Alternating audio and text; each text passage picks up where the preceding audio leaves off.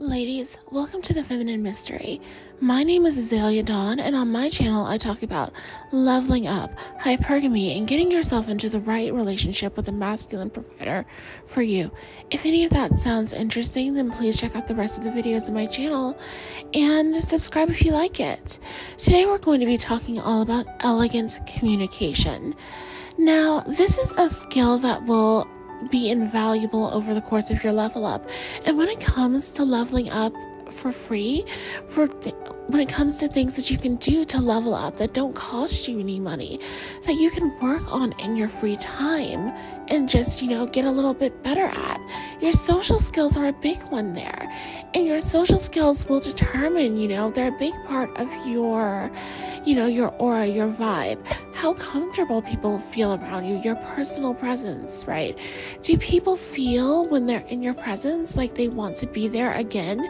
Do people feel like they want to spend more time with you once you've left, right? There's a saying that people may not remember what you said to them, but they will remember how they felt, when they were with you. So it's very important if you want to start getting more invitations socially, if you want to start getting out and about, becoming a familiar face in the affluent community, and getting invited to high-end social events. It's very important that when you go, that you make a good impression, and you make it such that when people are in your personal presence, that they want to continue to be there, that they want to see you again, that they think that you're a great person to be around and that you have great energy, so that they want to invite you back to the next place, to the next destination.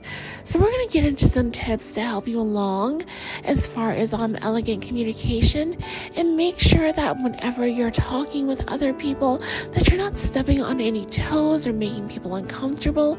In fact, you're doing the opposite. You're making people want to talk to you more in the future. So let's get into it. Now, my first tip here might seem a little bit obvious, but it's to not cut people off when you have asked them a question. Now, you would be surprised how often this happens in conversation, right? You really don't think about it sometimes. Sometimes we just have a bit of a mental delay with ourselves, and we don't realize that we're not listening to other people. We spend a lot of time thinking about how we're going to respond to a question, and because we're thinking about what we're going to say, how we're going to respond, and we're not being intentional, we're not being present, right? We're just trained that way these days. We wake up and every moment of our day is reactionary. We immediately check our phones and we scroll and we see what's happening and we react to that. We check our emails and we react to that. We go to work and we don't have a plan for the day. We go to work and we get told what it is that needs to happen, right? We're reacting constantly throughout the day. And therefore, we're not intentional with the things that we do, intentional with the things that we say, and intentional with the way that we spend our time. And that trickles into how it is that we communicate to others sometimes. So a good example of what this looks like in a conversation is if I were to ask a person, let's say, "Oh, where did you go to school?" Right? What you don't want to do is follow, "Where did you go to school?" with, "Oh, wait, I'll tell you where I went to school first." Right? Especially as somebody is just about to open their mouth to speak, right? They heard a question and they're reacting to that question, right? "Where did you go to school?" They're about to say, "I went," and then you just start talking. Right? It makes people feel as if you don't care to listen to them, as if you don't care to hear what they have to say. It makes it seem, even if this isn't really the case, it makes it seem as though you only care about listening to yourself talk. Like they're just a sounding board for you and your opinions. And that's not a pleasant way to feel in a conversation. What you do want to do in this circumstance is once you have, asked a question to someone, you want to sit and wait for them to respond, right? Don't say anything else. Look at them in their eyes and listen to them as they're answering your question, right? And make it clear once that they have once they've answered the question, right? Make it clear that you were actually listening to them. Say a little part of that back to them. Or ask a question that, suggest that you were listening to their answer as well. So if you ask where they went to school and they said, oh, I went to Yale, you can ask, what was it like going to Yale? Right, because that shows that you were listening to the answer that they gave to the question that you asked, which is what makes it feel like a pleasant two-way conversation, especially when you don't know people very well. So that's my first tip here. Now, ladies, elegant communication mistake number 2 here is violating clearly established boundaries. Right now, boundaries, we've all, heard about the importance of setting them, especially in the femininity and level up communities. We understand the importance of having firm boundaries with other people. But what about when other people establish a boundary, especially in a casual conversation, and we just railroad across that boundary, right? Do you think that leaves a positive impression? Because I certainly do not. Right? A good example of this is that if you are meeting someone, or you might know them quite casually, maybe you've had a couple of exercise classes together or something like that, and you decide to go out for coffee sometime or something like that. Let's say you're having a conversation and the topic of marriage comes up, and she says that she doesn't want to talk about that.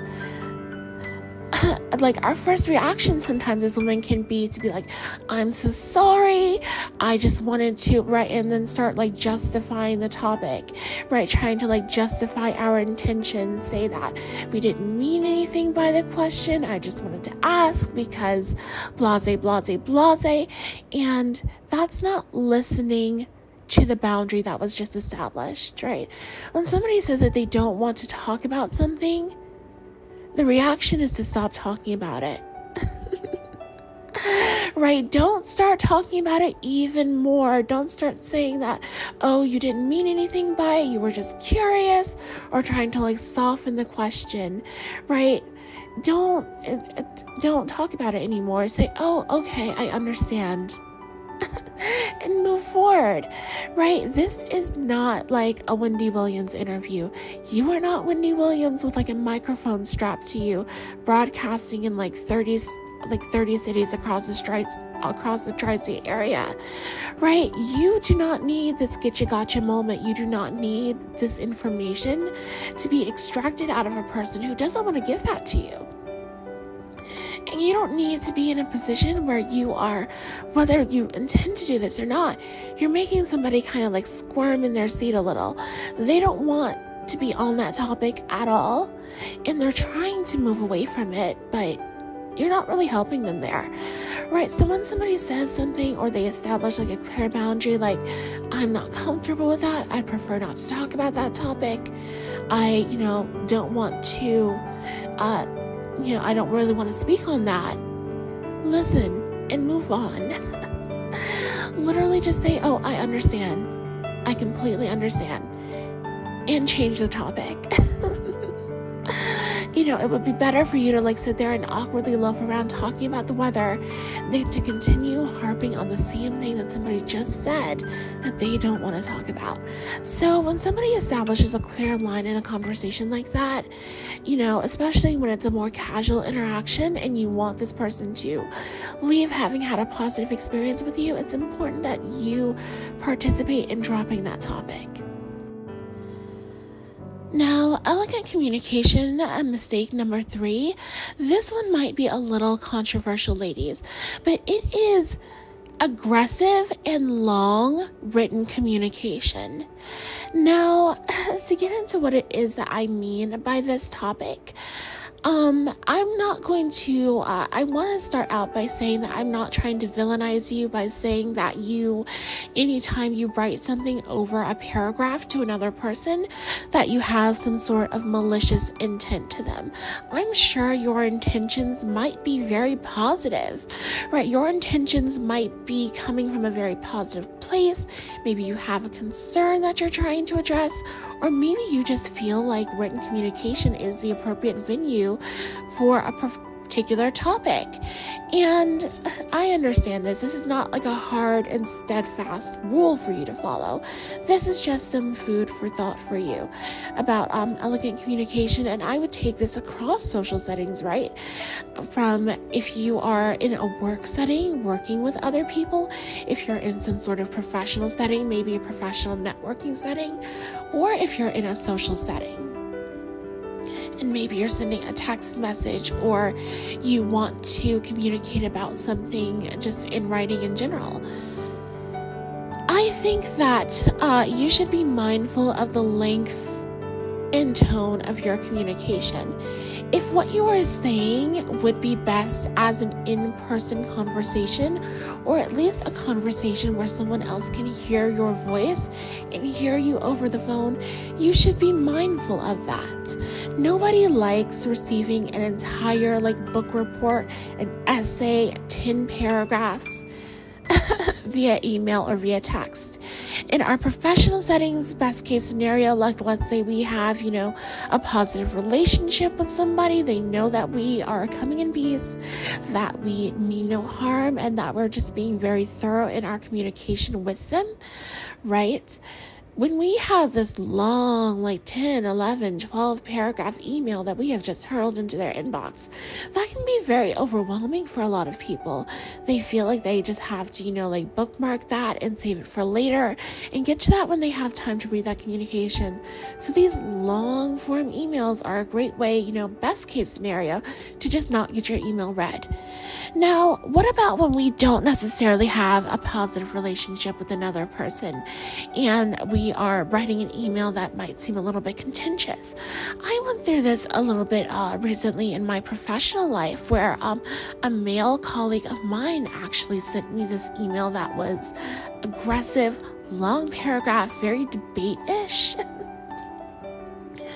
over a very simple matter. Let's say I was just looking to schedule a particular meeting room at a particular time, and it was asked for him to do this because it is his job to do these things. He writes back this long, multi-paragraph, Reddit style takedown, where it's in the email, he started it off with, "You are confused." And I was like, okay, you are definitely besides yourself at this point, but okay. And then it's just paragraph after paragraph after paragraph. It's like being in a litigation, right? It's just aggression and long form content. And to be honest, my first thought wasn't to be offended. It was more so, it's why on earth would you think that I'm going to spend my morning reading 8 paragraphs about how upset you are with me? It's not my job. I don't know you. And there is, a lot of that push and pull when it comes to corporate politics. I think especially as women in leadership roles, it can be kind of difficult because there are a lot of men who ultimately resent that. And that is just, what it is at the end of the day. But to get back on topic here, you should be mindful in your own life of when something that you say or when something that you're writing out would be best served as an in-person conversation with a pleasant tone, or a conversation via phone. Because think about it, even socially, nobody likes, opening up their phone to see this multi-paragraph contentious text message, right? You've seen this happen to people before. It kills their entire vibe. They might be out somewhere having a good time, playing volleyball, in the sun, and then they get this multi-paragraph text message that's just all of somebody's negative energy hurled out at them. And that is not something that is going to build relationships, especially positive relationships with other people. So it's important that you be mindful of this. And if something should be an in-person conversation in a loving tone, try to have things in that setting. Now, ladies, the last one on this list is going to be a classic, and that is giving unsolicited advice. Now, in female friendships, giving advice is very normal. In fact, it can be argued that that's what a good friend does. When you're going through something, she gives advice. She's there with you. She's in the trenches with you, really sticking with you and sticking by you. She's offering solutions, offering things that you could try. She's trying to help you. It shows that somebody is invested. It shows that somebody cares about you. But where I want to really draw, two very important distinctions here is when it comes to giving unsolicited advice to people who you don't know very well, people who you don't have a very strong personal relationship with, and people who really need professional advice, if you understand what I mean. Now, a lot of times, when it comes to any sort of topic of personal growth, personal development, any sort of change that people can make to make their life better, it can feel very confronting, right? It can feel very hard. Let's say somebody struggles with ADHD and you walk into their home and it's just a scattered, cluttered mess. And you immediately launch into this, why are you living like this? You could do this, you could do that, you could sort this into this pile over here, and you could hire, help, you could hire house cleaning, you could do X, Y, or Z. The thing is that if this person felt capable of doing that, they'd probably do it. Right, it's the classic, if they wanted to, they would. A lot of times people feel trapped in their situations. They feel as if they can't grow. They feel as if they can't change. So you bringing something to them, bringing this obvious solution right to their door, just exacerbates those feelings of inadequacy, of lack of worthiness, right? And that is something that is definitely, a therapy level topic. It's just a little bit much. It's one thing if you're having that conversation with a close friend of yours, but when it comes to people who are kind of you don't know them that well, or, you just, you don't really have that kind of personal relationship, that is the kind of thing where you really don't want to open that can of worms with somebody.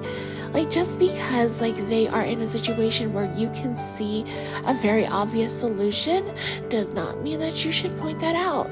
It is very good to keep in mind the level of your relationship with another person. And even if you see this obvious out, even if you see this obvious a solution to their problem, something that they should do, something that you would do if you were in their situation, to just be mindful and try to keep that to yourself. It's okay to, slip up here and there and say something and just, have to, maybe, autocorrect that, a little bit and say, hey, I did not mean to give unsolicited advice. I completely understand your situation. I, am empathizing with you. Or even better, if you are somebody who you feel like you're around one of those people who's just a negative Nancy, they like to complain about their problems. Okay, and you're just getting a little bit frustrated, worn out. You don't really like to hear people be victims and complain. That is a sign that it might just be time for you to exit the conversation and relieve yourself of the duty. Because as much as you are somebody who, you don't want to be giving unsolicited advice, you also want to think about what triggers you to give unsolicited advice. Is it people complaining? Is it people just complaining a little bit too much? Is it people constantly kind of being the victim in a situation and not taking autonomy over their own personal life? What is it that triggers you into wanting to give unsolicited advice in the first place? And when you hear your trigger, when you start to notice your triggers, you need to understand that you don't have to sit there in a conversation and be triggered, right? You are not somebody's personal sounding board for all of their problems. You're not their therapist. You don't owe it to somebody to just listen to them suffer either. So as much as I'm going to say don't give unsolicited advice, also be mindful that you have every right to gracefully exit from a conversation. You can just say, hey, I completely understand what you're going through. That said, this is just a really hard time for me as well, and I would prefer not to talk about topics like this. You can draw a boundary in the conversation and have somebody move on, or you can decide to leave the conversation altogether, to just wrap it up and say, well, it's been nice speaking to you. I'm going to XYZ, blase, blase, blase. Just go ahead and terminate speaking anymore and say that you'll see them another time, or you'll catch up on this topic another time. Now, ladies, that's going to be it for me in this video. If you've enjoyed it, then please leave a like below. And if you'd like more tips on elegance, femininity, and leveling up to attract the right hypergamous partner for you, then check out the rest of the videos on my channel and consider subscribing. I'll see you in my next video. Bye.